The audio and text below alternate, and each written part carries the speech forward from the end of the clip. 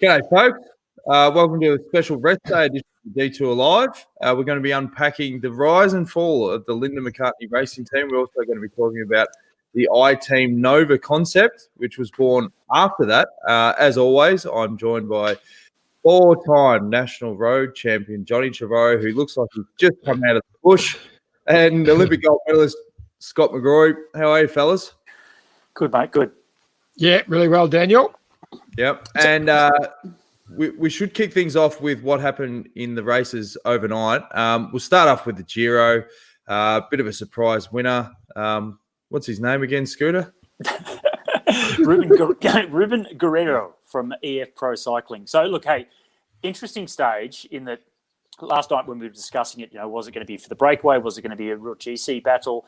Well, it was to be kind of both, but it didn't kind of work out the way some of the riders expected. So 208 kilometres. It started on the Adriatic coast at San Salvo and then went up into the Apennine Mountains and to the biggest and most well-known of the ski resorts in the Apennine Mountains. Most people go to Italy up into the Dolomites or into the border of Switzerland and France, but you can ski a little bit further down in the Apennines as well. And that was Roccaraso was the ski resort. And break went about 25 Ks in, and it was a filthy day, just cold and wet all day. And I think that may have played a little bit of a part towards the end with some of the GC guys in particular. Good to see Ben O'Connor from Western Australia riding for NTT made it into the break.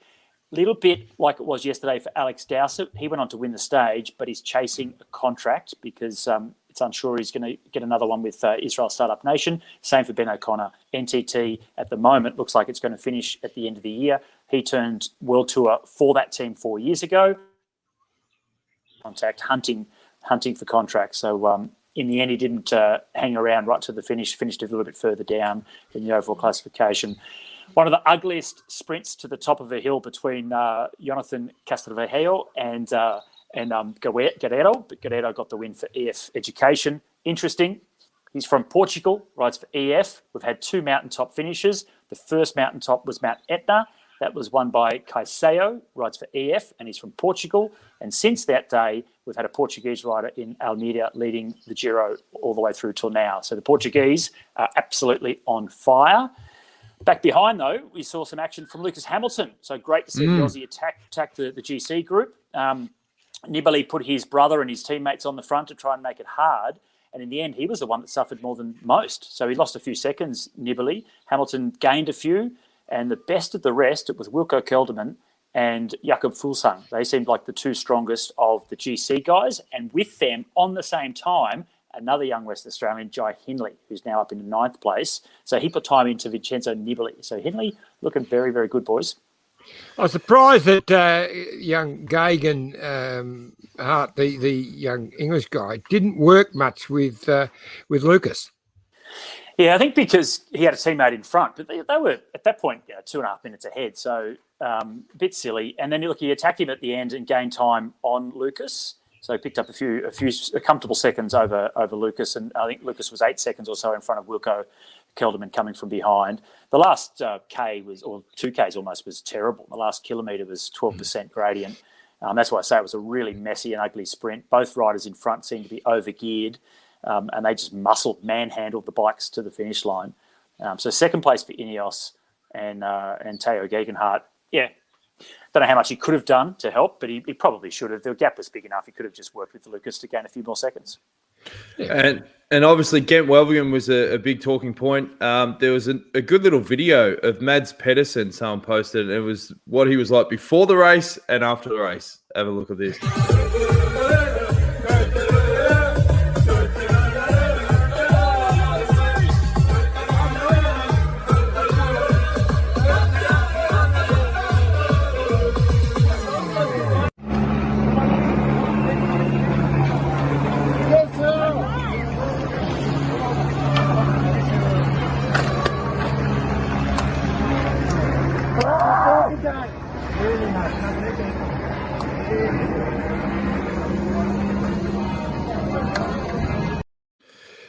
Fantastic win.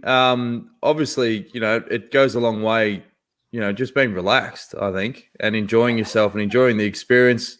And chapeau. But your man, Iffy Wood Van Aert, he pretty much played. He was just playing off. What was his other name? The Dutchie? Matthew Van der Poel. Van der Poel. And it did, but you've got to go back a bit before that. So in the last part, I mean, that was a very, very select group. The who's who of classics riders there, and Van Aert was the one doing most of the attacking and splitting, and he did a couple of big attacks, and those things just went on top. And when the three got clear before Pedersen jumped across, he was the one who actually let it go. He was almost closing. He just sort of swung over. So in some ways, he cost it for himself. And then he and Van der Poel started playing a stupid game. But a great ride by Pedersen to get across.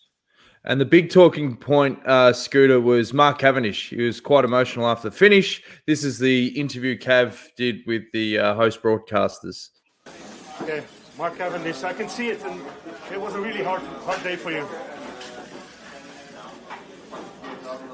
I see you're getting emotional. How was your day? Perhaps the last race of my career. Do you really think this is your last race? Maybe, yeah. Did you want to show something? Bit of a tease. I mean, he could have stayed around and answered a couple of questions. He wasn't ready for it. He just wasn't ready for it. Yeah, he wasn't. And because with what's going on with COVID, there's what's adding to this is that he, of course, hasn't got a contract for next year as yet, but there's still some doubt with all the races that have been cancelled just across the border. Amstel Gold, Paris-Roubaix south of the border, Amstel Gold north of the border. So Belgium is still in this situation where anything can happen, and it's still a little while until we get to Tour of Flanders. So it might actually be that those races may not go ahead, and therefore Cav's thinking, well, perhaps this is the last race that he'll do for the team. So, for good, because at the moment he doesn't have a contract for next year, and it would be. I'd be surprised. I'd be surprised, Scotty, if that's the case, because I think he's made that decision. You don't get that emotional when you're not sure. He's made that. He knew that's his last bike race.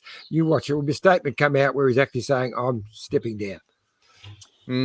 Yeah, well, Rod. I know he had serious conversation with Rod Ellingworth yesterday. Yeah, and I reckon they've said no. Yeah, well, I think, I don't know why they wouldn't take him to these next couple of races at least. And Rod has been his coach and mentor throughout his entire career, even when they were working for different teams. So it does perhaps look like he's not going to ride for them next year. They may not be extending his contract, and that's probably more financial than anything. Of course, he hasn't had the results that we expect from him this year. But if they paid him a lot less, if he was willing to take a lot less, he could still be a working factor of the team and contribute to it as a mentor for some of the younger riders. But if they haven't agreed on that, then maybe he's just either pulled the plug and said, that's it, I'm not going to come back, or, you throw in the COVID situation and he's just unsure at the moment. Yeah. All right. Well, Iffy, I think it's time to introduce our first guest, mate. Well, we do have a special guest, Susan Stewart, the Wonder Woman of cycling. Hi, Susie Q. Hi, guys. Nice to be here. G'day. Wonder Woman. That's a good rap. Wonder Woman. Yeah. I'm going to get out now because that's as good as it's going to get for me. That's right. Well, we go back a long while. I can remember Sue joining John Craven's Caribou Publications Company. We were running the Sun Tour back in the 90s, and the Otway Classic and all those great events. And he managed to twist Susie's arm, get her on board. She became the administrator, sort of coordinator, and she was a great coordinator. I remember those early days of the Sun Tour, which was actually called the Fun Tour back in those days.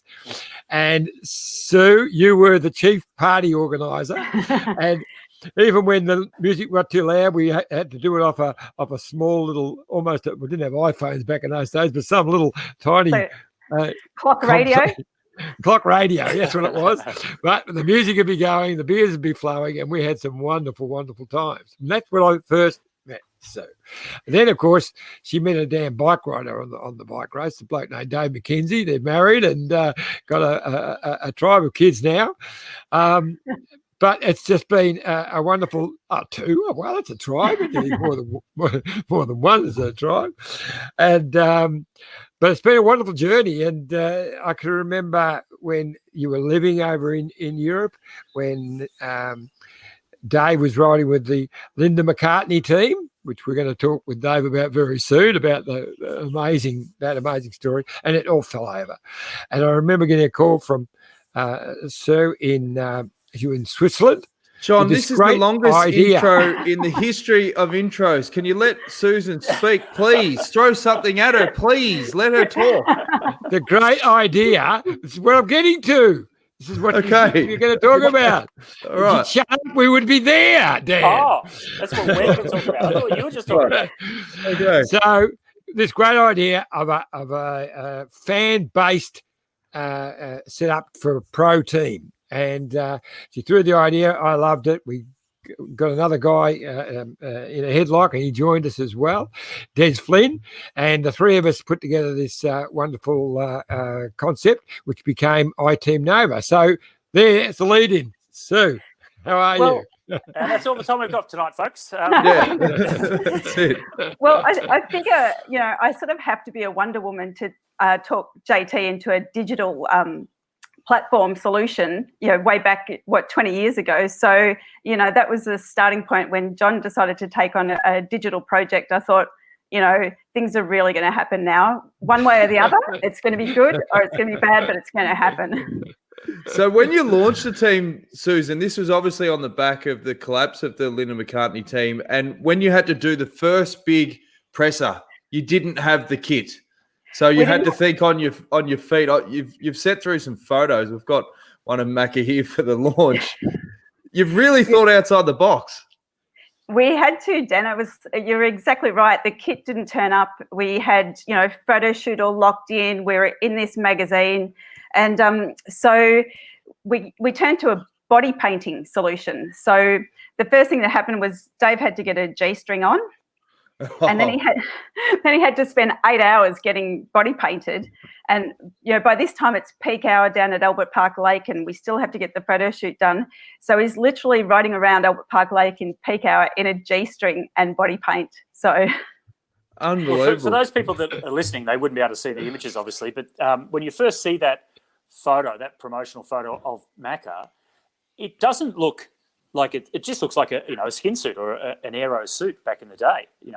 At first glance, you have to really focus to actually see that. Oh, that's actually body paint. It was quite I remember when I first saw it, I just thought, oh, what a smart idea, Susan. That's a great concept. I didn't realise it was a scramble to make it happen. Well, I'm more worried about his hair, Scotty, to be honest, in that photo. Yeah, it's interesting. Now, the other question is, you said you had to put on a G-string for that. Did you have to go buy one, or did you just have one laying around? Well, I can't name names, but the G-string did belong to someone who actually we were doing the photo shoot at that person's house. I'm not even going to say him or her. I'm just going to say it was their G-string. He didn't have to go and buy it, and he didn't give it back afterwards either. So, so it wasn't yours. Wasn't yours, Sue? It wasn't mine, no. So I won't name names. Take us through how the idea started and what you were trying to do different. Well, it started because the McCartney team collapsed, as you said. And, I really wanted to think about how cycling teams are so dependent on generally one big sponsor, and how we could diversify some of the revenue. So that's where the idea started. I looked at other models, obviously footy and sports like that have stadiums, so they can sell tickets. So, that we couldn't emulate that, but I felt that there was a way we could diversify revenue and find other streams to prop the team up and make it more sustainable. So that was the impetus of the idea. We were really ahead in terms of we were covering, doing live coverage of races. We were doing sort of private chat rooms behind a firewall with riders for members who joined up. So, a lot of that was ahead of its time because the technology was so inaccessible back then and so expensive. So, it was an interesting time and a good idea. But I guess the other side is now that technology is so accessible, people wouldn't pay a membership for that sort of access as well. And what was John's role in the early days? Technology advisor. He had several roles. Yeah. You're in charge of Chief cook and bottle wash. Yeah, I was going to say that there's a famous story where you were making nougat one there, John. Yeah, that's a terrible story. It was. So the team got going. We had like 1,000 members paying $200, something like that each, and so it was becoming sustainable. It was a great idea, and the team was based in Belgium. That was fantastic. What are you looking at there, Dan? You're sort of locked into something there, mate. I've got the photo. Isn't there? Oh, great! Didn't the photo pop up? No. Yeah. Sorry. Yes. Well, I'm talking about the riders when you keep going, John. But we'll talk about which riders are there because they're quality guys. Okay. Yeah. Okay. So, so I've done the Tour de France. So I duck up to their base was in Belgium. So I duck up the next day after Tour de France to see the gang, and so Susan and Dave were living in a lovely little unit. Apartment in Ghent. Al Yakrani was with them, and I got there and the boys were just about to go training, and Susan was cooking up. So what you do, if you boil condensed milk in the can for about an hour, it turns into caramel. So because I was there, Susan decided to make this special meal with a really special dessert. Oh, it was going to be fantastic. But Susan, so the boys went training. Susan's ducked to the library. She said, now, in half an hour, you have to turn off the boiling water. I said, okay. I fell asleep. I woke up to an explosion in the kitchen. Seriously, the can has exploded, and it's all there is caramel, hot, sticky caramel all over the walls. And the boys came back, and we were cleaning it when Susan could tell the story about when she was walking up the street, approaching. So I walked in. So we're in this sort of warehouse complex, and I opened the door and I could smell burnt caramel. And then I opened the door to where our particular apartment was, and it was getting stronger and stronger. And so I walk in the kitchen. There's Dave and Elle still in their bike kits, scraping the walls, and JT. So I just turned around and walked straight back out again. So what was the initial goal with the team? What races were you competing in, and what were you aiming for? Well, we started off.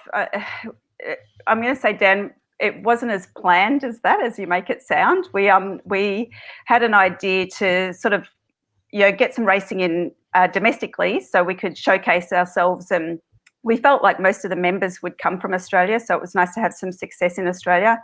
So, we started off well at the John's Bakerits, of course, where Dave won, the final stage of the Bakerits, and I love that headline. It's such a fantastic image.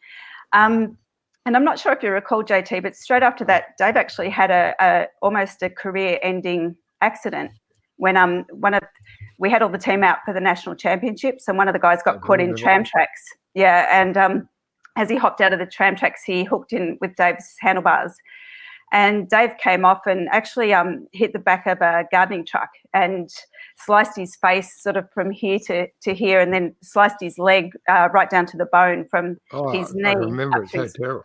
Yeah, groin. Yeah. So that was the start of Nova. So that was a bit harrowing, I guess, for a start. But from there, we headed overseas. We looked at some, second tier racing, particularly around Belgium and Netherlands. So we had a little bit of success around there, which was nice. John's probably more of the racing guy to talk about some of the successes in racing. JT, with your knowledge of that, I was so busy with the sponsorship. I'll just, get out of it that way. Well, they were racing everything bar the full classics, but all the major one day races, and Brett Lancaster won what was called the Ronde van Overside or something like that in Holland, which was quite a big race. And I remember you being excited, Sue, because it was called the Race of the People, and it was won by the Team of the People, and they were very excited about that. So that was a very good win. So they were riding a lot of great races, and back in Australia as well, winning stage in the Sun Tour and Bay Classic, all the biggest events. And so you said it was going to be predominantly driven by the members and so forth. How did you get the word out there to generate memberships and so forth? Well, we actually, I don't know if you recall Bill's cycling page, and we had a bit of an agreement with them. You know, they were one of the first sort of digital platforms sharing cycling news. So we'd actually have banner ads on there. People could click through from there. We also had, you know, a paper-based membership sign-up as well. And I don't know if you know, but our number one ticket holder was Shane Bannon. So that was interesting. At the launch, he actually filled out his paper one and handed it to me with the money. And actually, our number 2 ticket holder was Matt White, who was still actually racing for another team at the time. So we had the dual strategy. You know, of course, as you imagine back then, it wasn't as easy as just click and go through, and it wasn't as easy as getting the news and the word out there. So the main one was through Bill's, which I believe by then Gerard Knapp had actually acquired. So yeah. Yeah, and it became Cycling News soon after that, yeah. That's right, yeah, Cycling News. And then the process of trying to get like a major sponsor, obviously that's one of the hardest things to do, not just in cycling, but in world sport. How tough was that journey to try and get in some big corporate partners? It was pretty tough. You know, getting a sponsor at the best of times is pretty tough. So, you know, we wanted to show some success and see if we could be sustainable with members. And we felt that would then appeal and attract a bigger sponsor.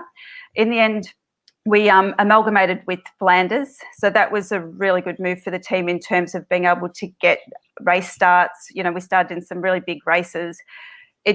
What it meant was we lost our identity a lot, and, you know, the other side of the team didn't sort of buy into the membership concept so much. So, you know, it was sort of a bit of a double-edged sword that while we were starting in bigger races, we didn't actually attract as many members in the second year as we did in the first year. So, you know, that's the story of Nova. Going back, if you were able to do it again, knowing what you know now, what are some of the things that you would change perhaps to try and get it off the ground a bit better? I think I probably would have tried to get more technically. Oh, you're talking to Susan. Sorry. Yeah. Yeah, maybe Susan. Other co-owners. Yeah. So, look, I think that you definitely need the capital behind you to be able to sustain yourself for 3 years. You know, that's the length of time you're going to take to see success and be able to show a major sponsor what you can do for them. You know, nowadays the technology is so accessible. So the concept needs to change a lot to find what the edge is that people want to see. They're getting the news from everywhere, so you can't offer them something that they can't get somewhere else. So I think while the concept had some merit then, and it maybe still has some merit, it needs someone who can understand what that fan journey and that fan engagement in the membership environment looks like when you can't go to a stadium and barrack for them. Yeah, but you say go to a stadium barrack for them, but that's one of the big things with the Australian football codes, and especially AFL, which I know more about than NRL, is the membership base. You know, that every football team in Australia relies so much on getting maximum number of members to really bolster, you know, their own internal economy and their budget. And then it works the other way, is that sponsors then have access to those members at a point of passion as well. So we were sort of heading down getting the members and showing a sponsor, then they could have that engagement with the members. So, well, we've got some comments coming in. Matthew Keenan, it was an awesome effort, Susan. You did an incredible job. And Stuart McIntosh, he wants to know, how does Sue see the future for cycling sustainability of the industry? Is the big name sponsor arrangement going to continue, or is there some other concept that might take off? Well, it's a good question, and, you know, there's a lot of opinion out there. As you might know, we've just moved into an Oz cycling environment where Cycling Australia, Mountain Bike Australia and BMX Australia have all joined forces. So, you know, that's significant for the sport in terms of its ability to grow. You know, I actually sort of see a bit of a license system where we have our teams here, but maybe in a license environment, they also commit to putting on races and doing some things like that. You know, it's all about the money, we know that, but if we can grow it from the grassroots and appeal to a broader audience in Australia, then we're going to have more appeal to a big sponsor as well. Well, speaking of grassroots, you look at other codes, you know, it starts with school kids, and you ran an event for a number of years there that was all about, you know, getting school kids into racing. Do you want to give us a bit of background on that concept?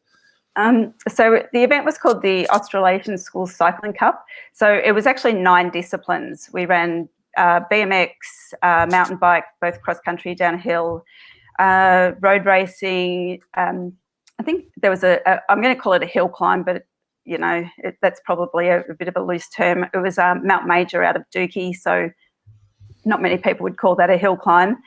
And a time trial. So it was including all of the disciplines, and it was appealing to novice riders as well. So you could come along and enter as a novice or enter as a licensed rider, and that's how we divided them up. So it was very much to appeal to the schools, bring all the schools in and let them have a competitive experience based on the snow sports model, because there's a lot of strong alignment there. So, it was great, and it was really quite a good success for the 5 years that I held it. When I headed off to Italy to work with Green Edge, unfortunately, I found it very hard to keep it going when I wasn't there. As we know, if you're the person driving it, you're the passion person, then you have to be there to see it through. So otherwise, I feel like it would actually still be running and still be quite big by now. Are you tempted to get it going again now that you've spent a bit more time in Australia? I know that you've got a place in Spain as well, so once the restrictions ease up, but is it something that you consider firing up again? Yeah, look, maybe. At the moment, I don't know if you know, but I actually work in participation for Cycling Australia. So I work for our new participation brand, Ride Nation, and I led the project to get Ride Nation off the ground. So this is even aiming sort of at a level below that. So where we're actually working with schools, getting kids on bikes there, getting bikes into schools, because equipment is one of our major barriers. But I see that as probably the starting point. Once you've got that groundswell, then putting on events and creating activities and adventures for kids becomes the next level. So, I think that's why I'm pretty excited to be working with Ride Nation. I think it's an area of passion for me, just to see more see more kids having fun on bikes, and then getting them into something else from there. Well, Susan, we know that in terms of the sport in Australia, it actually pales in size to the recreation, the number of people that actually just ride bikes per week compared to the ones that actually register and go and race. But is one of the biggest challenges, one of the ones that I really do see, but do you agree, and how do we come over this, is we talk about trying to get kids on bikes, more people riding bikes, but I really feel that there's a terrible anti-cycling culture in Australia that I think is hindering the growth of the participation and the sport, because of this negative approach that this war, cars versus bikes, etc. Parents are too scared to let their kids ride to school, so they put them in their four-wheel drives and drive them to school because there are too many four-wheel drives on the road, which is counterintuitive. So how do we perhaps overcome that from maybe a government perspective to try and increase the participation of everybody, including kids riding to school, etc., and just riding on weekends, but also the perception that it's a dangerous environment out there? I mean, Scotty, you've hit it on the head, because what we saw during lockdown was people actually just getting out on their bikes. So if you take cars off the road, immediately people are going to feel safer and want to get out there. So, I'm pretty lucky. The area that I live in, it's really cycling friendly. Our kids have ridden to school the whole time. And so once you start seeing more people on their bikes, more people are inclined to get out there, and then, cars take notice. Cars slow down and cars go around the bikes. But as I said, I think I live in a unique area, so we'd like to see that emulated, further afield than where we are. So it's a matter of both. Parents have a little bit of that safety concern. There's a bit of parental guilt about letting their kids go out riding. We've fed a lot of information about that. So I think we really have to just show people that, kids really have fun with this. It's about their motor skills. It's about their development. It's about their independence. So once we can start that process and get a bit more of a critical mass, we'll see, more infrastructure. We'll see more cars slowing down. And I really see we'll build it that way. And it won't happen overnight. Look, I think there's so many people that are so passionate about it operating in this space that we'll see it growing and growing from here. Sorry, this is off topic, but we used to complain with John about his clicking pen. Now he's got a bug zapper in the background. It's like that scene off The Castle. You know when he goes, "How's this ready?" Not a sound. And you just hear the bugs getting done. Sorry about that. What about let's go back to IteamNova for a moment. We saw that photo. Have you still got the photo of the riders, Dan? Yes, I do. Yep. Brett Lancaster, Jamie Drew, Alan McCartney, Trent Wilson, and of course Dave McKenzie in the front there. From people in Australia that are into cycling and been around cycling for a long time, they know those riders. You've got an Olympic gold medalist in Brett Lancaster, Australian champions in Drewy and Albie, and then Macca's exploits, Giro d'Italia stage winner, and Trent Wilson, who rode the Giro d'Italia a number of times for his professional team as well. You've only got 5 guys in the team to start with, but they were all bloody good bike riders. So it was a good pickup. How did you get that group together, Susan? Well, I think by then I think all our Euros were signed by then as well. They just didn't come out for the launch. But the first thing I want to say from that photo is you can see the kit was pretty much straight out of the box because it all looks so beautiful and clean and it's fresh. It's fresh. So, I mean, Scotty, back then, cycling was a buyer's market. These were guys that were actually scrambling to get contracts. So I wouldn't say that there was anything in particular that I did except to say that perhaps we'll get them some money and get them in some races. So, that's a little bit of a sad indictment on the sport, I'd say, from that point of view. And as you say, to pick up the quality of riders that are in there, but for them to not really have other options about what they were going to do. There's another great picture. Have a look at that bloke. A Joko on the bottom there. How funny how that got involved. Yeah, the first year, Desi Flynn did a great job. In the first year, we had DeRosa bikes, which were, one of the world's top bikes. And then, of course, he did the deal with Flanders for the second year. And then Jerry did get involved. Jerry, a sponsor of the team, and put some money into the team, which was fantastic. Yeah, absolutely. I just want to say with that photo, that's actually Dave's head on someone else's body. If you this have one? If you have a close look at that. Oh, wow. We tried that same thing at a training camp with my body, but it didn't work. Well, I'd like to see the photo, Dan, if you've got it. The shocker. Well, his body better than anyone's, but it kind of fits. He's got the wide shoulders, Dave. So, yeah, good choice. Yeah. Imposter. It's been fantastic having Susan on. We've only scratched the surface on some things you've done in the sport, so we're going to have to get you back on another time to continue the next chapter, particularly when you went to Europe, did some stuff with Green Edge, as you mentioned, and so forth. But you're a forward thinker. You're 5-6 years ahead of your time with that concept. This was, well before Facebook and social media. So, it must be a bit hard to palate knowing that if you had those tools available that around today, I mean, the success of that concept could have been different. Look, it's pretty remarkable. I'm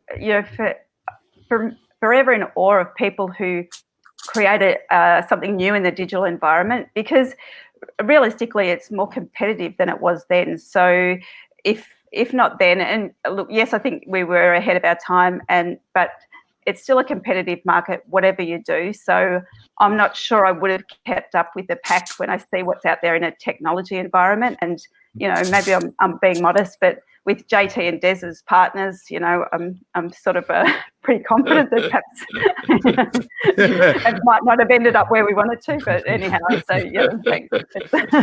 Well, when we do get you back, Susan, we can then go into the story when Pat McQuaid, the former president of the UCI, before that he was one of the gurus of cycling in Great Britain and Ireland, running the Nissan Tour of Ireland, the Kellogg's series, of how he had to get you to come to a strip club to apply for a position. So we'll hold that in abeyance for the next That'll be the Detour Live Uncut.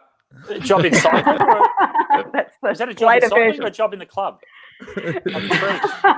Well, you'll have to find out, Scotty. That's right. Okay.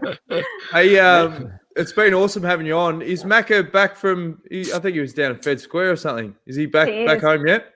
He's back, and he's got the cup out of storage, so it must be a very special occasion. So I won't preempt it. But yeah. Okay. Oh, okay. All right. Well, we'll do this the straight changeover, but we've really enjoyed having you on, Susan, and we'll have to get back on soon to fill in the next chapter. Love it. Thanks, guys. Good on you, Susan. See you. Thank you. Bye. Cheers. Bye. Fantastic insights there, as we said, like ahead of her time with the Team Nova concept. Now we've got the man himself, Neil the Sheriff Stevens. How are you, Sheriff? G'day, Dan. How you going, mate? Yeah, good. Steve, how are you, bud? Hey, John, Scotty. Hey, before we get Macca on, why don't we just recap, like, how's the team going on the back of the Tour de France? They must still be on a bit of a high, or is it straight on the next event? Yeah, a bit of a turn up for the books. Last time we were chatting in the middle of the tour, we had a young fellow in the top 10, and he was going along all right, and then he sort of popped up to second, then bang, he's gone and won the bloody tour at 21 or 22 years old. So it was bloody amazing. And so we've sort of all a bit gobsmacked after that, and we've actually been going all right since then. We've won in a couple of different other areas, but bloody just amazing. He's a nice young fella, bloody fantastic result for the team. He speaks very good English, as a lot of the Slovenians do, but he seems to have a little bit of a Neil Stevens version of English. We hear, yeah, A lot of F-bombs. Yeah, you should see him when he hasn't got the microphone in his hand. Hey, Steve, with obviously, you signed World Tour as a very young rider, so you see all the talent. But if you go back, maybe even last year, training camps at the end of last year, coming into this season.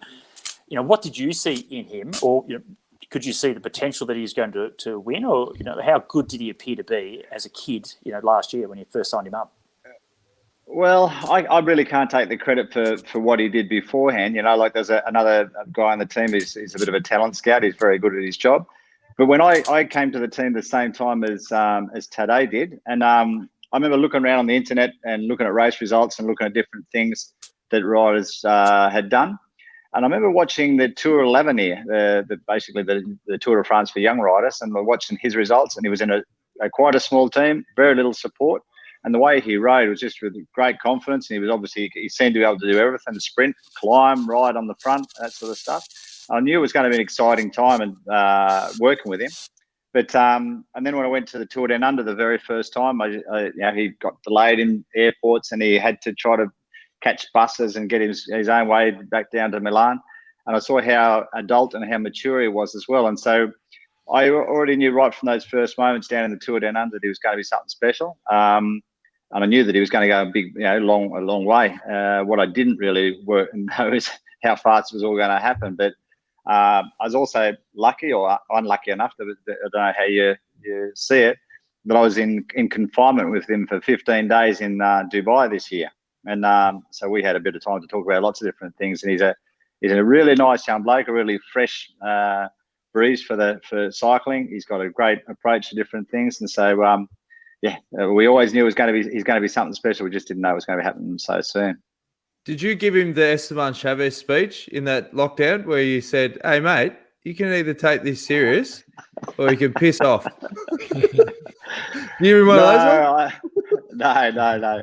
Tadej doesn't need any of that sort of stuff. He's very adult. But I sort of said to him, maybe this moment you got to sort of sit back and think about what you don't do well. Work on your sort of bad points. And he said, I said, what do you think you do badly in cycling? And he said, maybe a time trial. And I think he might have worked on that by the look of the second last stage of the Tour de France, I reckon. So is that where we were talking about the language tuition you gave him and the F-bombs that came along with that? Is that where you really focused on getting that kind of swearing into his vocabulary while you're in lockdown with him? No, he's a very well-spoken young fella. His mum is a teacher at school. I think she's a French teacher, but. So I don't know where he's actually picked up the F-bombs from. There's a European sort of I heard it was in Adelaide. We're here in Adelaide. Yeah. Let's get the F out of here. Press up, mate. all the time. Yeah. Well, Hey, well, good to I see must the two admit that's guys. So go, Steve. So, I must admit, it's a very important, integral part of my language. So it may well have been a bit of a touch of me in there as well. Yeah. Hey, Very expressive. Very expressive. breaking news: Sam Bewley's just commented, "Sound like a cat just got caught in the bug zapper." John has turned the bug zapper off. Now we've got another special guest, Dave McKenzie. Sorry, mate, I'll just throw you straight in. Yeah. You'd all know him from the Zwift Cycling Central podcast, the SBS Tour de France coverage, and all their other cycling races. Macca, it's a bloody honour to have you on the detour, and you're a polished podcast performer. So we're looking to get some tips. We started off with a bug zapper, and we've turned that off. Firstly, the honour is all mine because I've been nagging John to come on, and you've taken this long.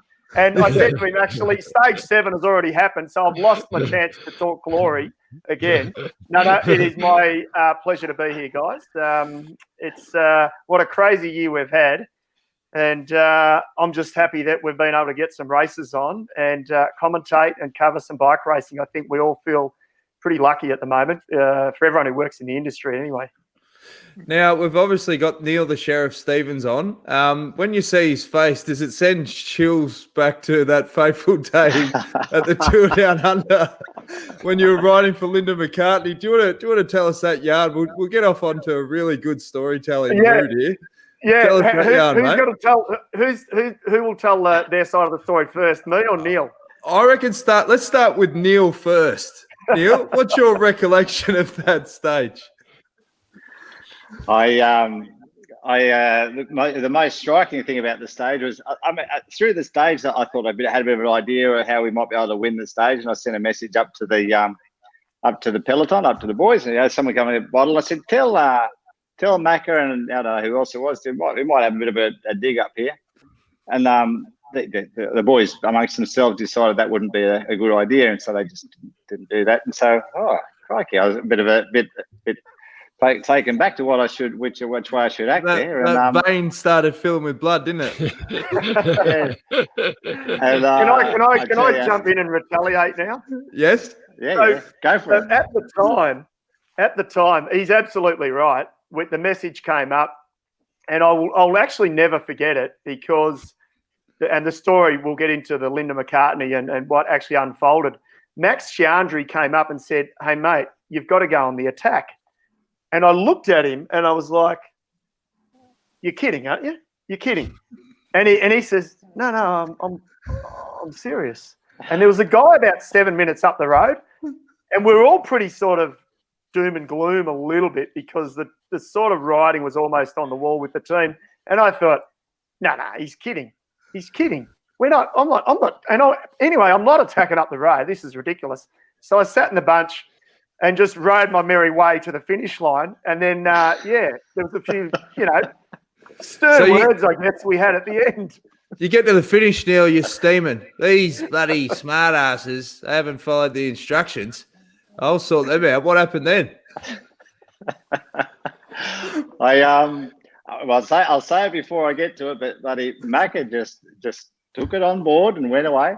I asked the masseur and the mechanic. I said, give us a pump, some spare tyres. And I said to the masseur, give us some food and a couple of bins.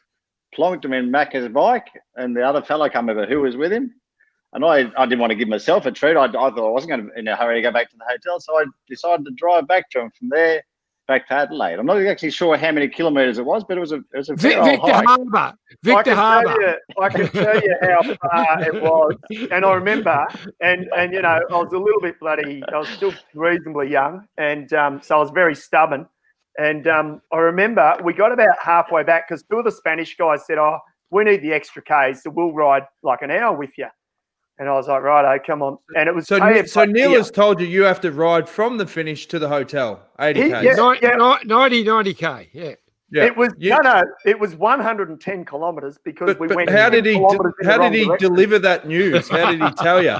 He said we finished, and he was like, "Okay, you didn't attack."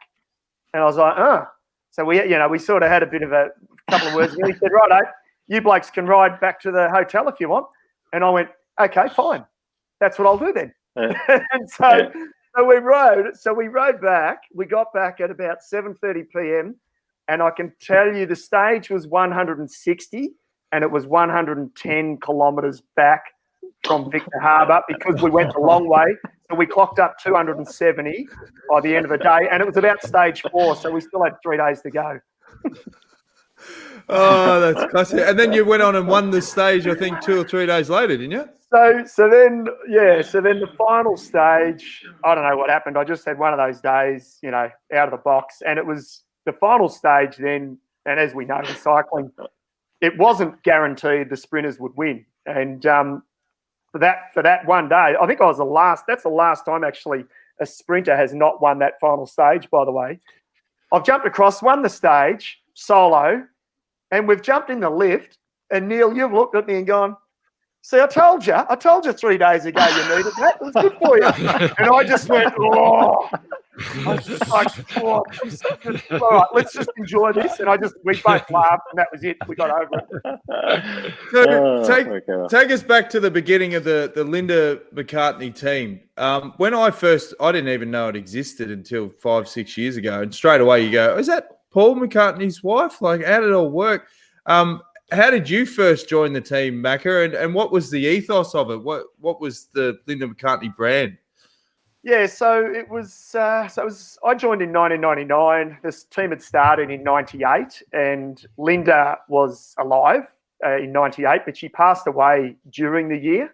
That photo there is at Tour Down Under in 2000, in fact. And just incidentally, if I can just digress.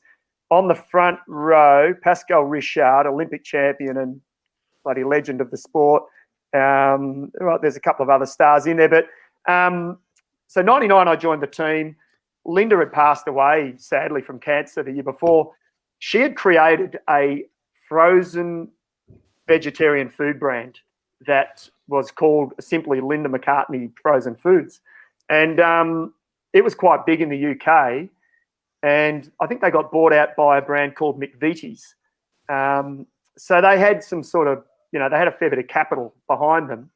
And the team sort of contacted me and said, "Look, we want to sign you." And actually the first person I heard from was Sean Yates. So I was when Sean Yates called me in Australia, I was in awe. He was one of my sort of childhood heroes as a young kid and teenager. So I was like, wow, Sean Yates has called me. He was the director. And I just said, "Yep, I want to join the team. This sounds awesome. It sounds exciting." And they said, "We want to base the team in Europe." And I said, "Great," because I'm spending time in Europe. I want to live in Europe anyway, full time. And so it just got off the ground. And there was one stipulation, at least in the public eye, we had to be vegetarian. So at bike races, the whole time, and anywhere in public, we had to be vegetarian, which at the time I was quite happy to do because I sort of wanted to try out being a veggie. So we got underway, and 99 sort of it went fairly quickly. I had some pretty good results, nothing huge, but I sort of had a pretty consistent year, and so then I stayed on for the year 2000. Did any riders sneak out and have a stray steak, or I'd struggle to last probably a week without the old snag roll. Yes, I won't name names, but 100%. There was probably about 3 of us that were, trying to do it by the book because we wanted to. We wanted to test out being a veggie. So, but some guys would literally after the stage duck around the corner and have a steak. Like literally have a steak. I was always too scared. I was always paranoid I'd get caught, so I didn't do it. We've got highlights, Macca, of that famous victory in the 2000 Giro, and we'll integrate this into a segment that we do every week called the Detour DeLorean. Roads? Where we're going, we don't need roads.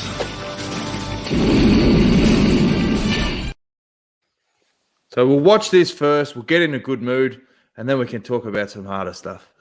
As we now move on to the next stage, stage 7 here, taking the rise from Vasto to Teramo, 182 kilometres, and a long breakaway already in progress. Having broken clear after just 15 kilometres, David McKenzie of the Linda McCartney team is out in front. Paul, he's had a maximum lead of over 12 minutes, and that's come down considerably now with 10 kilometres to go. It is down to just on 2, well, they're telling us here, 3 minutes 31 is the gap at the moment. A very brave move by McKenzie, and I'm pretty certain he's going to survive now, but one man got caught in the middle. In fact, Eddie Mazzolini at one time was closing in on this man, but you know, McKenzie now knows, Phil, he's going to win. Look at the smile on his face. The man driving the car there, in fact, is Keith Lambert, who's flown in for the day to look after the Linda McCartney team as second team manager.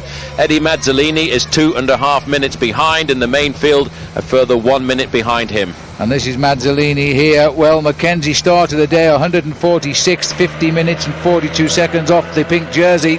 He's not going to get too much closer to that as he goes under the 5 kilometres. All he wants to do now is hold on. He's gone through his bad patch. I think he now actually believes he can win this stage, and what a victory it would be. Well, he shouldn't get caught now. He's inside 5 kilometres to go, and he still has over 2 minutes advantage, but the main field is hammering along at the moment. They're trying to pull him back in. They're taking out the cars from behind this man. Second place on the road for Eddie Mazzolini. He is about to get caught by the main field, but Phil, the gap now is coming down quite dramatically as we see the main field being led here by Mobile Veta, the team of the fast sprinter Ivan Quaranta. Well, what a great ride this man has done. He won the Intergiro sprint at 95 kilometres, and then he won the little third category King of the Mountains at Torricella, and now he's only got to think of a stage win here. He hasn't won many races. He's a fairly new professional. He knows Italy very well because he lives out this way and has raced as an amateur here. They know him too, but this is going to really vindicate the Linda McCartney team. He's given them a very early stage win in the Giro d'Italia. The organisers too will be delighted because they too are vindicated by taking this British team into the race. Here he comes on his way home now. He's still got plenty of time. Time to him now is everything because he's not going to be caught. There won't be a pink jersey, but this without doubt will be the greatest moment of his life.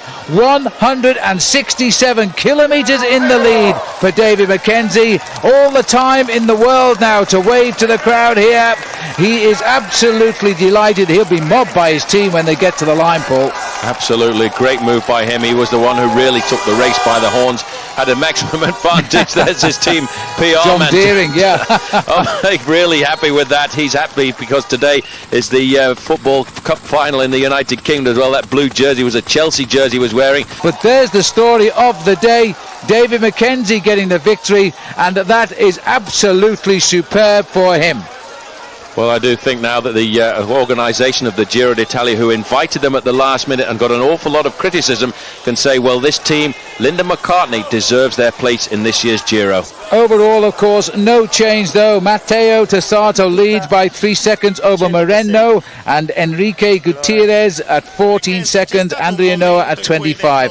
McKenzie here, by the way, speaking in Italian to the interviewers, and I must say he's a pretty talented guy. Former national road race champion of Australia. Yes, I think you can tell on his face it was rather a tough day out for young McKenzie. Great memories, Macad. Take us through that day, mate. Gee, you showed the long version too. I thought we were just going to see a 30-second clip. Yeah, I mean, thanks, guys. It's nice to relive it, but it sort of feels like a dream. You know, when you're talking about something 20 years ago, you feel like it's actually something that you didn't do. It's in another lifetime. But no, that day, I woke up that morning, and I think any elite sports person, especially on an individual level, they just know when they're going to be on a good day when they wake up and jump out of bed. And that day I did. I knew firsthand that I was on a good one, so I didn't want to waste it. And I said to Sean Yates, I want to go on the attack. I want to have a crack today. And it was a day that there was a couple of little climbs near the end, so I knew the sprinters teams couldn't or wouldn't try and set tempo all day. So I thought there just might be a chance, but I certainly wasn't thinking to go solo. I wanted to get away and drag 10 riders with me, and I was a sprinter, but I wasn't a pure sprinter like obviously Robbie McEwen or those guys, but I was handy in a 10 up sort of sprint. And so the day started. There was a lot of attacks at the start, and then after about 18 kilometres, they said, piano, come on, boys. And the sort of Italian mafia, said, righto, let's just call a truce. Let's ride along at snail's pace for the next, 2-3 hours. And that's how the Giro was sort of raced back then. There were two speeds. There was absolute, your grandmother could keep up.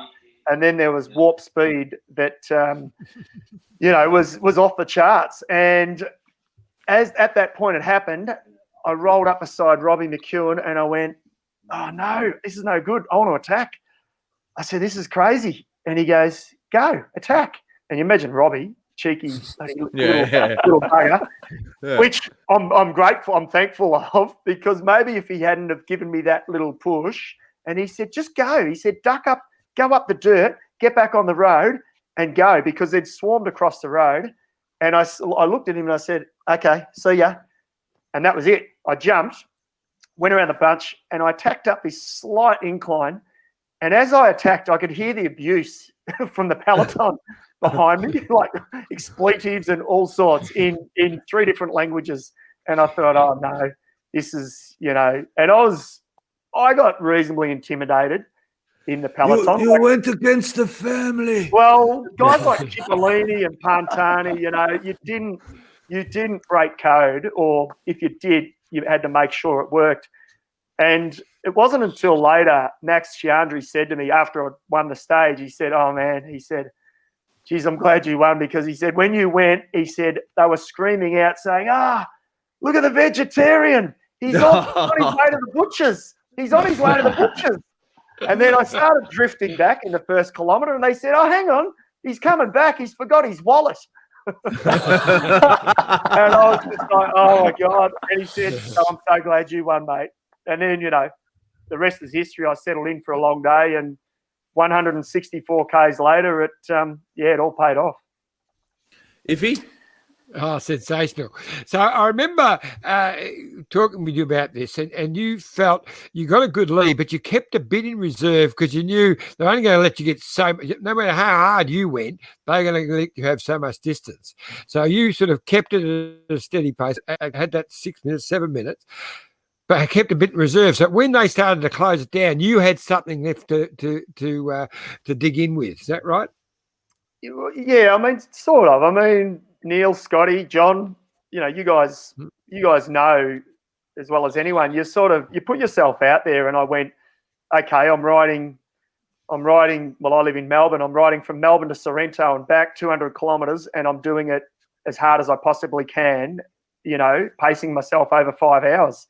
So I did and I didn't leave anything in reserve. I guess I just got, like any cyclist, you get a sniff of the finish line and you go, jeepers, I've got a chance here. And I just dug deep, and there was a point about 40 kilometres to go. There was one rider, and they showed it in the clip. He started to come across. He attacked from the peloton, and he got within about 2 minutes. And Neil, I think it's Keith Reynolds, a former English pro. Yeah, Keith was in the car, and he came up to me and he said, hey, there's an Italian guy chasing. He said, at 1.5 minutes, maybe you should wait, and then you can work together. And I looked at Keith and I went, there is no chance. I said, as soon as he catches me, the psychology shifts, and he's going to beat me. He's going to beat me. I said, there's no way I'm waiting. And so I dug the heels in, and the climb with about 20 Ks to go, as much as I wasn't a climber, I was probably, on my day, I could climb okay, better than the normal sprinter, I suppose. So the climb helped me, and I hit the climb and just went full gas up the climb, took every risk on the descent down the other side. And I got down the descent, and Keith came back up and said, you've just taken a minute out of him. He's cracked. He's not going to catch you. Go for it. You got to go for home. And so I think it was Keith Lambert, I think. Keith Lambert. Yeah. Thanks, John. Yeah. And, and then it was only, you listen to Phil Liggett and the late, great Paul Sherwin, rest in peace, saying, I thought I knew I had it 5Ks out. I did not know I had that stage win until about 800 metres to go. So it was full gas all the way. Hey, well, in the end, it was only 50 seconds. So 164 Ks out there, being abused when you went, and you got there by 50 seconds, which was somewhat comfortable when you think about it, but they were coming at you pretty fast, mate. Were any of the capos in the peloton, you know, how were they afterwards? What were the reactions from the riders? So abusive when you went, but, you know, any of the big boys come up and congratulate you? No, I mean, Neil, you'll relate to this with a stage win of the Tour, I think. And it doesn't matter how you win it. I think the aftermath is the next day I had that many suddenly friends in the peloton an English team. You know, you're still the far. And back then, it's 20 years ago, isn't it? So it's, you know, we were still a bit of a novelty, the expats trying to make it in Europe. And Neil, you'd know that even more so. So suddenly you win something big, there's just respect, isn't there? Was Robbie McEwen trying to take credit for it? Oh, he still does. He still does. I'm all right with that too. I don't mind. He's won 12. I'll give him a little bit of credit for this one. Why not? Yeah. All right. So take us through, like, when did you join the team, Neil? So I come along later on in that year, later in 2000. Macca had fantastic win there, and I think it was a real. We all of us Aussies, even the English speakers, we all sort of give a big cheer. That was one for the boys when Macca rode on his own all day, and that's when I started talking to Yatesy and the team about joining up with them for the at the end of 2000 for the year of the 2001, which didn't actually survive that long. So when did you guys know that, oh shit, hang on, there could be some dramas here? Because you'd have a good sixth sense, Neil. Like your radar would be like, hey, hang on, sounds a bit bloody fishy going on here. my radar wasn't really tuned in at that stage, and so I sort of believed. I thought everyone was, took everyone by their word, and I thought we were going to be okay. And then I sort of arranged to join up with the team. I thought this is going to be great, and I started getting excited about it. And then maybe even Macca might have even said, it's actually, we've got a few difficulties here in this team, and hopefully it'll work out okay. And then have a bit of a chat with Sean Yates, and he's the same. He said, oh, geez, actually, I think money's not a great thing of abundance in this team, but anyway, hopefully that's going to improve. And I thought, crikey, I shouldn't have got into this, And then, bloody hell, getting ready for the Tour Down Under, there was all these little weird things that kept on happening. And you just fix up this plane ticket and we'll pay you later on, and just do this and just do that. And there was all these warning signs because I was really keen to join up with the team, so I just ignored those little warning signs. And bloody it all. We did the Tour Down Under, and Macca's success, and that was all okay. Then we went to the whole team launch back in England. And that was really when the shit hit the fan. So when you say shit hit the fan, what do you mean? This when it was Dunsky.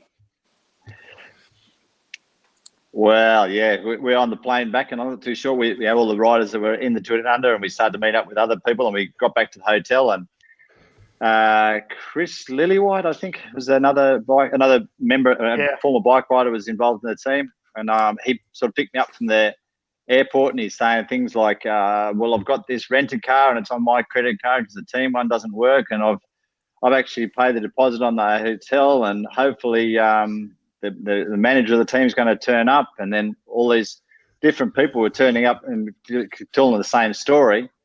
And then we thought, right, this is when it really was going to make or break of the team, and whether he was going to turn up with the cash, with the money, or he wasn't, and he didn't show up, and it was just more lies and deceit and that sort of stuff coming along. And so, unfortunately, we all had to fork in and pay for some home flights back for different bike riders and go to the UCI.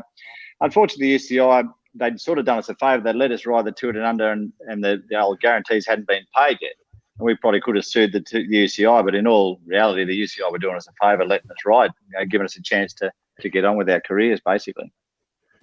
Neil, tell us about some of the non-truths. I think Jaguar were being rumoured as a big sponsor were coming on board, and if you're allowed to name the person that was involved in all of this, that was basically bullshitting his way through. What was his motivation to lead so many guys astray? Firstly, don't you have to mention what his name was, but the thing is that I think it's the same as a gambler. There's the best sort of scenario I can put in it. If you make a bet down the tab for $10 and you lose it, well, then the best way to recover those 10 is to bet 20, and then the next bet, and then you can make up what you've lost and also get the profit. And then if you lose those 20, well, then you bet another 50, and then you bet 100, and then. So what this gentleman did was go for a big instead of chipping along with a little team. He thought, I'm going to go a really big team because then I can actually cover all these debts that I've got and make a bit of a profit. And that's when he latched onto Linda McCartney as a big title sponsor, which they didn't actually. They gave the name, but they didn't actually give any money. And then he tried to link in all these other sponsors. Hopefully, one of them at least would pay a bit of money, and that never happened. And so. All these sponsors thought that they were getting a good deal. Jacobs Creek, maybe they were getting a few pallets of grog or whatever into their deal, and they weren't actually paying any money. And Jagger weren't putting any money, and the clothing sponsor wasn't putting any money. And and then he was always just waiting for that last sponsor, the one who was going to put in, whatever money it was, 10 million or whatever it was. And so. There was never any money really. Basically, it was just getting further and further into debt until all shut up shop. Must have been pretty stressful, Macca, as a rider. Particularly when it all went kaput whilst the season's just started. It was. I mean, I've told this story numerous times at functions, and I laugh about it now. But when we talk about it and listening to you, Neil. You're spot on in your description of this guy's thought process, and I don't think he initially went out. I still, to this day, he didn't initially go out there to deceive any of us, but he got himself deeper and deeper. And to just go back sort of one small step to the end of Two It Down Under that year, I will never ever forget this. So I've won the final stage. I'm on the stage collecting my trophy and flowers and what have you. And it was the Jacobs Creek Two It Down Under at that stage. And Jacobs Creek was a major sponsor of the team for 2001, supposedly. And I remember the marketing or the general manager of Jacobs Creek presented me with my trophy. And I remember he looked at me and he said, "Oh, wow, cool jersey. It's got our name on it." And I sort of said, "Oh, yeah, great." And I walked off the stage and I thought, "You're a major sponsor, mate, of our team. How do you not know this?" And I thought he didn't even know. And that was when the alarm bells really started to ring in my head. But as Neil said, it wasn't until we arrived in London and then the second we got off the plane, it was like the team's about to fold, and within 2 hours, Neil and Sean were having sort of trying to have a crisis meeting with the guys that managed the McCartney sort of brand. And, I actually felt for a lot of the other riders as much as myself, but, Pete Rogers, Mick's older brother, he basically said, "My career's done." He got on a plane and flew straight back to Australia. There was a Colombian, a real young kid, like a neo-pro. He'd been 2 hours in customs, strip search, the whole works.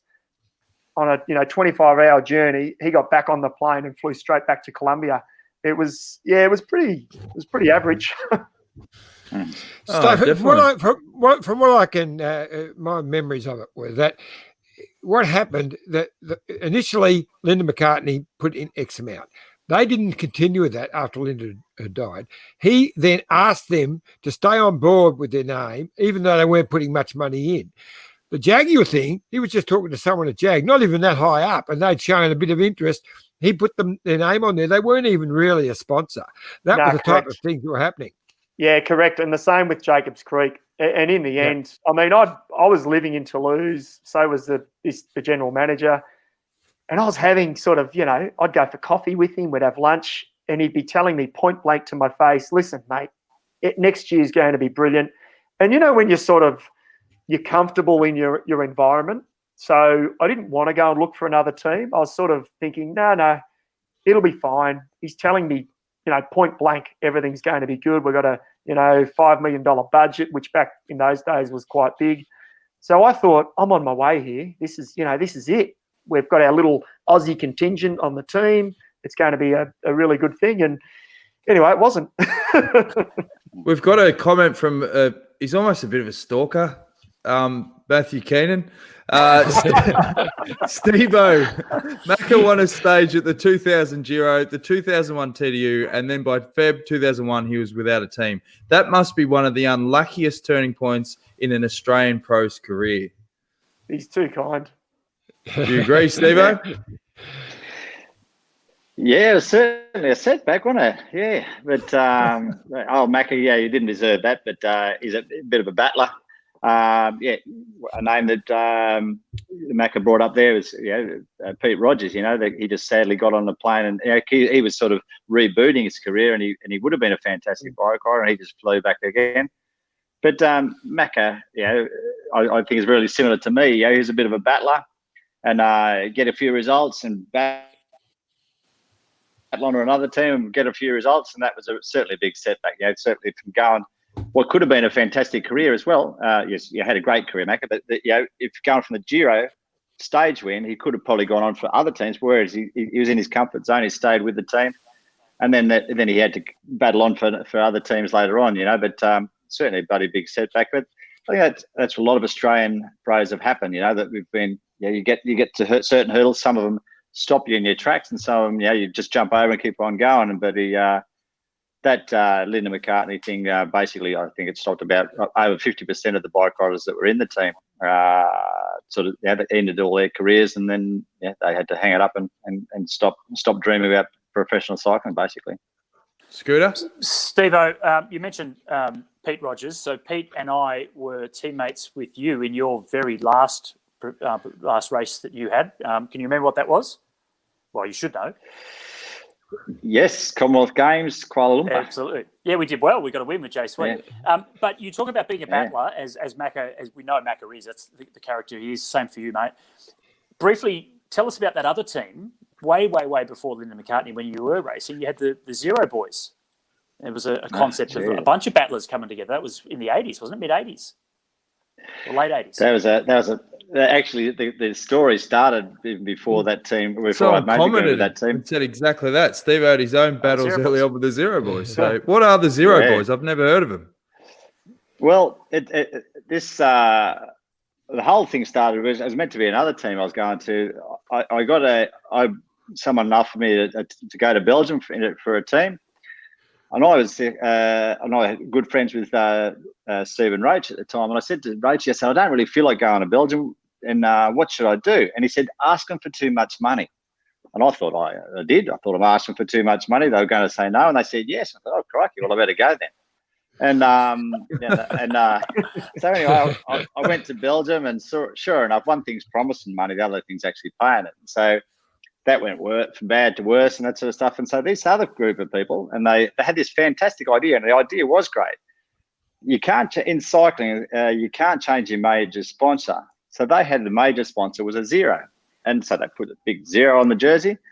And you might be racing in Australia, and you might put Carlton United Brewery on your jersey, or you might be racing somewhere else, and you put another one all inside the Zero. And so the Zero was always the constant, which had no money. But the minor sponsors would change from race to race, and we would get all the riders would get a percentage of that income. And long and short of that was that the income was Zero as well. And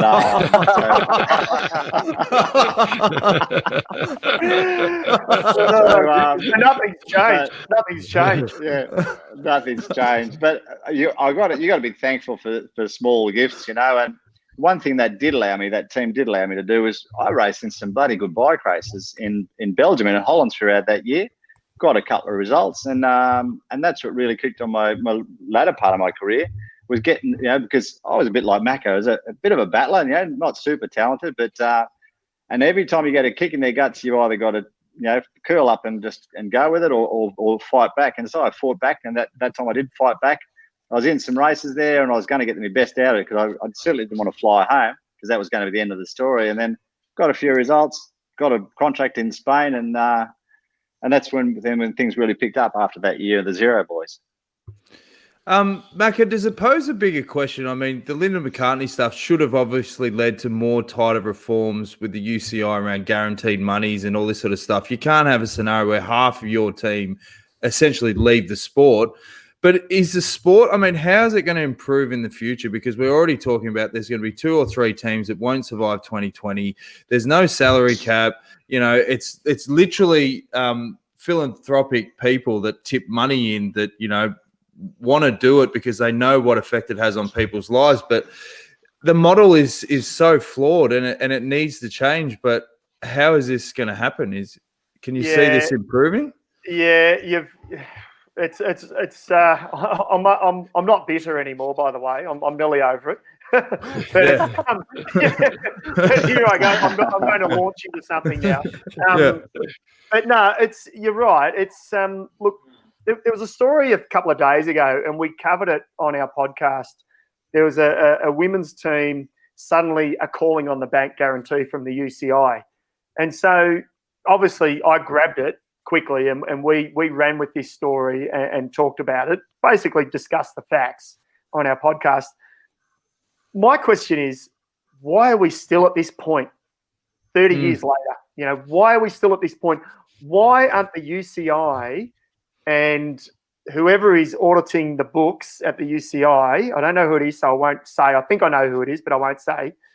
Why are we still get to this point with teams and suddenly, you know, halfway through a season or 2/3 of the way through a season, everything should be sorted at the beginning of each year. So to me, there are still some real issues on a governing body sense at a UCI level. And just on the McCartney thing, by the way, I actually went to proceedings to actually sue the UCI back in 2001.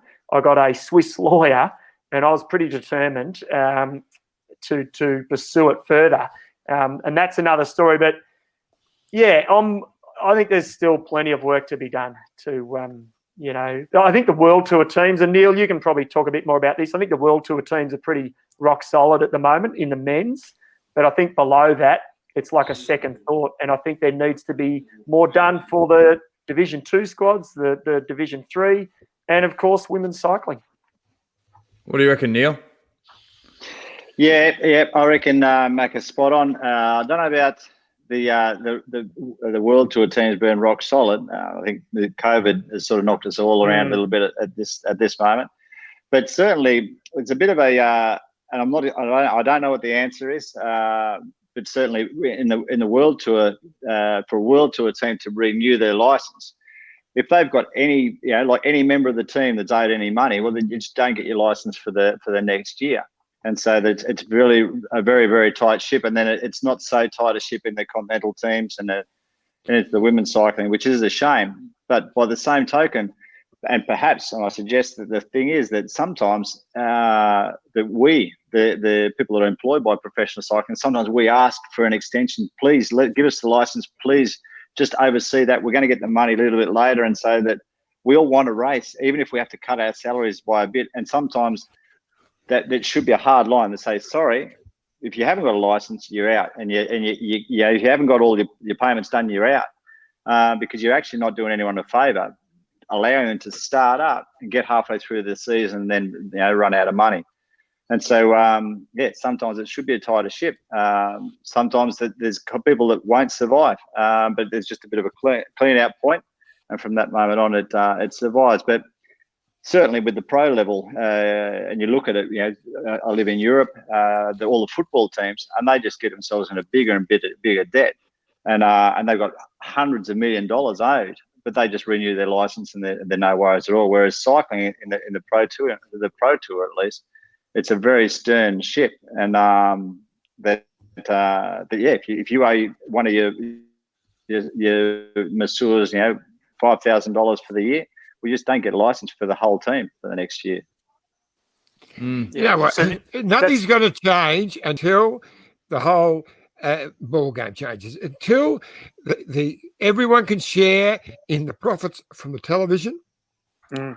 So, till the pro teams don't have to rely completely on sponsorship to survive. There has to be an income stream so that everyone is dying, wants to be the minute anyone will step away, that license has got to be worth money. At the moment, it's not worth anything. And that won't happen until ASO realise they're going to benefit by giving away a little bit to make the team stronger. That's everyone will benefit. And there's so much more money out there for television if it's handled properly. I agree, John. You're spot on, John. Looks like we won't be using Tour de France vision on this show again. Iffy, good job, mate.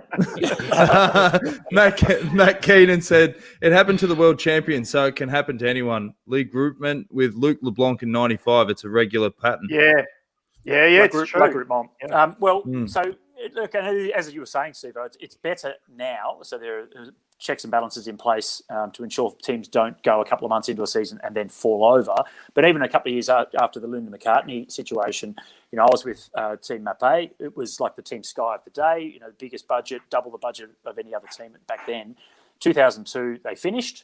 And then I signed up with Index Alexia, Italian team, for 2003.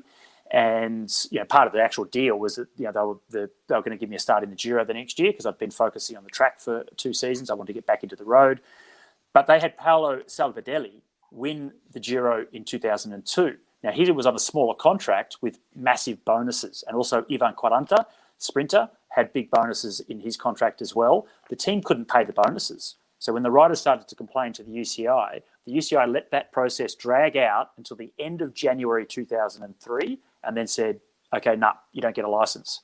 Now, the big name guys, Salvadelli had already gone. He'd already gone to, I think, Saeco or one of the other teams.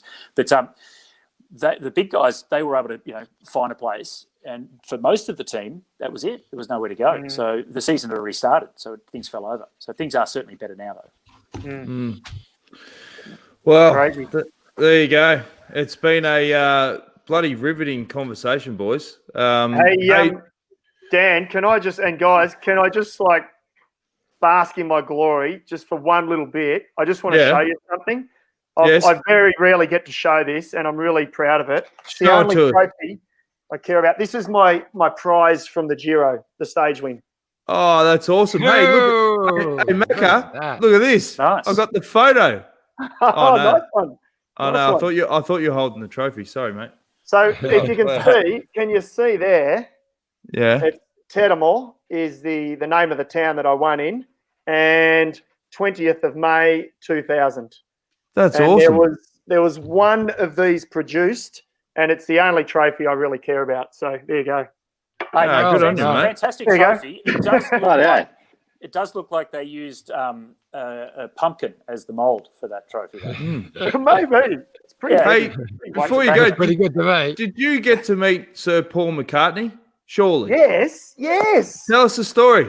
Oh, yes. This is actually a really cool story. So in 99, we went to the UK, had our team launch in Trafalgar Square, and you'll all be, well, I think if you're into music, we all are, you'll be jealous of this. We then went to his private studio, 12 riders, the team manager, Sean Yates, and we met Paul McCartney and a photographer, and we spent about 2 hours with him, cruising around his studio, and he played about 15 instruments to us. It was unbelievable.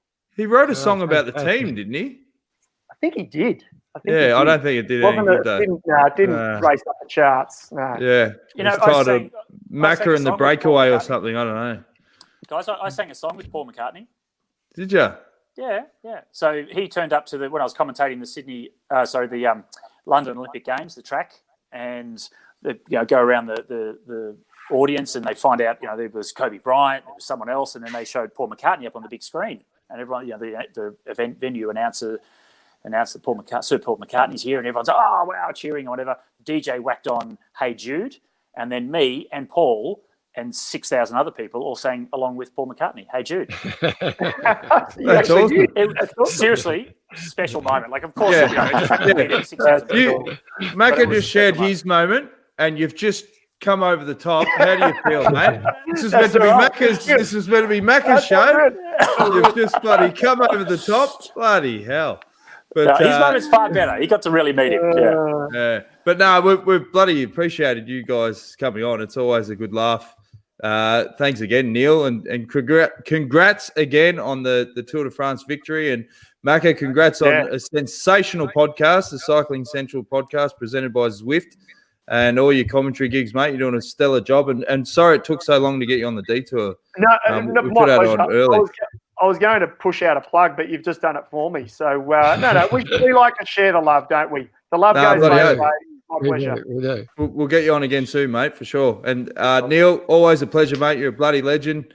Hopefully that vein hasn't filled with blood after the Tour de France. We'll speak to you again soon, buddy.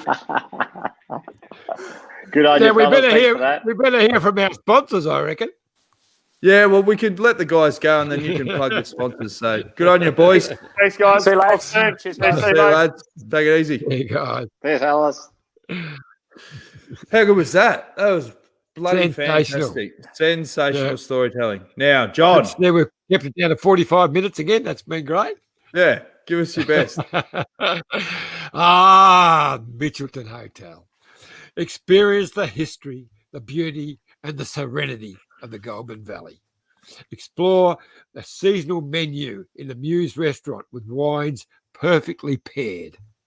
It's become an iconic place for weddings and special parties. The cellar door, you can book a wine tasting. It is sensational. Of course, there's the day spa. Go in there, quiet the mind, unwind the body, rediscover your balance in a setting of peace and harmony. How's that? On the banks of the beautiful Goulburn River. Jeez, it must be that country air, mate. That was your best yet. Just off the cuff. Yep. All right, and here's a quick word from our great mates Just at off the Bike cuff. Exchange. Look at this bike. You think it's just a bike, right? But it's not. It's a bike. 374 people are looking at. This guy, this girl, them, all looking at it. People from here, there, and wherever this is. People that are looking for a bike. Or just a piece of it. Amateurs, semi-amateurs, and pro-amateurs. This guy wants this bike, but with this crank and these bars. This could be the perfect match. But not this one. This girl has a bike to sell, and thousands of people might purchase it. Eyes on Bikes help grow small businesses. His, hers, yours, and the latest data and insights help those businesses keep moving. We are the world's #1 bike marketplace, with over 500,000 products and 900 brands, where buyers and sellers are brought together in a place where a bike is never just a bike. Bike Exchange, where the world buys, sells, learns, and rides. Now, before we go, we're getting a lot of love online. Kirsty Baxter, bumper episode tonight, guys. Love it. Thanks, Kirsty. Warwick Norman, awesome podcast tonight, guys. Thanks, Warwick. Jenny, great evening, guys. Thank you. Alan has been very entertaining. Thanks. And Cheryl, great show tonight. So thanks heaps for the support. Thanks for the comments. I've bloody enjoyed that. That was a great chat. And it's like anything, like, you know, when you get on Netflix and you see that story about the Fire Festival, any stories that have got twist turns and there's like villains and all this sort of stuff. Jesus, great listening, isn't it, Scotty? Oh, absolutely. Mate, there are a million stories. I tell you, we need to get past the Giro so we can just do podcasts on the stories of cycling. We've got that many old ones, for sure. Some crackers. Hey, guys, we didn't mention the women's Gent-Wevelgem. It was Julian Dorr that took that out. Former Belgian champion beat the current Belgian champion in Lotte Kopecky. But Sarah Roy finished 4th. So it was a big group coming to the end. Grace Brown was in the group. Also, Tiff Cromwell just at the back of it as well. So it wasn't hard enough. Didn't split up for Grace Brown to do what she does best. But she did her best to try and help out Sarah Roy, 4th place. So good result for her. And Emily Wing has commented. She said, big shout out to Beck McConnell for placing 3rd for the 2nd year in a row at the Mountain Bike World Champs on the weekend. Doesn't even get a mention in mainstream media. She's an absolute superstar, Beck. Yeah. Well, she lost her contract. She was riding for Trek a couple of years ago, the factory team, lost her contract with them. So her and her husband, who's Dan, obviously our best male mountain bike rider as well. He was coaching her. Then they got married. So a great partnership. husband and wife team, that are our best two mountain bikers, and they've pretty much done it on their own for the last few years. And I actually really thought that was going to be the end of it. Lost the factory rides, and they were going to probably just drift, back to 10th to 15th. And I tell you what, she is absolutely flying 2 years in a row. That shows some real guts and determination and some quality. And hopefully it keeps going from there. We've got the Olympics coming up next year. Maybe it's another medal for her. And also on LinkedIn, a couple of shout-outs. Michael Rogers, what a good-looking bunch of fellas on your dog. And the commentator, Matt Rendell, brilliant, listening every day. This is the most Australian thing I've ever heard. The most Aussie thing. We had Steve-O on as well, so more Aussie than Steve-O. Yeah, that's right. We should get Matt on, actually. If he's he's a ripping bloke. He was Nairo Quintana's manager, and he's got some cracking stories about Nairo and stuff that, he's a very quiet guy. And I tell you what, he has not been very well looked after by his previous team. I don't know if Matt's willing to share those stories, but if he isn't, I will, because I don't care. Well, yeah, let's get him on. All he can do is plead the fifth. Like a plan. Like a plan. Oh, good. Yeah, exactly. All right, Iffy, we better let you get back to that bug zapper, mate. Start catching flies. The Aussies will be out, mate. I did have a message from Whitey. He said, thanks for giving me the night off. He said, we haven't got any results from our third COVID test in a row. So fingers crossed, they'll all come back negative. Talk tomorrow. Oh, what do you have for dinner? I didn't know. I didn't ask. Hey, look, everyone, well-deserved rest day for everybody. Hoping it's going to be several days until we get another real GC day, unless there's some crosswinds or something. The big hills this second week's not quite as hard as what we're going to expect in the third week. Next Sunday, Whitey said. That's about it, really, yeah. So anyway, let's hope that Jai and Lucas can really step up and keep going in the right direction as they are. Little point from yesterday's stage was the day before we had Alex Dowsett. We put in a fantastic ride to win the stage. Yesterday, he finished dead last. So from first to last, who cares? You won a stage. That's right. Yeah. I thought it was interesting. You had two major races last night, both won by a Pedersen. Who was, well done. Paris Tours is won by the other Pedersen. Yeah. A lot of peddling there done you by the go. Pedersens. Peddling Pedersens. Well, maybe if the Giro, they're not expecting sort of massive fireworks till the end of the week, maybe we continue with this format for a couple of episodes. Let's just tell some cracking yarns, cover the Giro stuff in the first 5 minutes, and just chew the fat and really dial up the Aussiness. 5-hour podcasts. Yeah, let's get Albie back on. We'll get Dave Brailsford on tomorrow. Have you got Have you got the bleeper? Have you got the bleeper ready? Is there a delay? No. This is I'll just turn raw and uncut. I'll turn the bug zapper back on. Yeah. And this is a record, boys. The longest ever Detour Live podcast, 1 hour and 32 minutes. So congratulations. We got there. Yeah. That's a serenity. The bug zapper is back on. Where are you in Bonnie Doon? Where are you? It's not far from Bonnie Doon, actually. Beautiful Lake Nagambie, and it's dark out there now. I can't show you the lake, but it's a beautiful spot. Yeah. I don't know. I didn't know that they still sold those bug zappers. I thought they sort of capped in the 80s, but obviously not. Yeah. Well, this one, the gaps are a little bit big, and small birds can fly in there as well. But anyway. All right, on that, we'll tune in again tomorrow night, same time, 7:30. But we might be bringing the time back that we record live because we've got to prep for the AFL Grand Final, which is a 7:30 kickoff.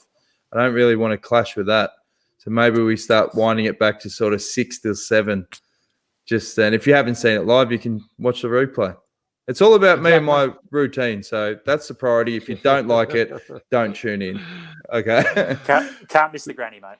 Nah. We'll see you again tomorrow night. Thanks for joining us. Great show. See you then.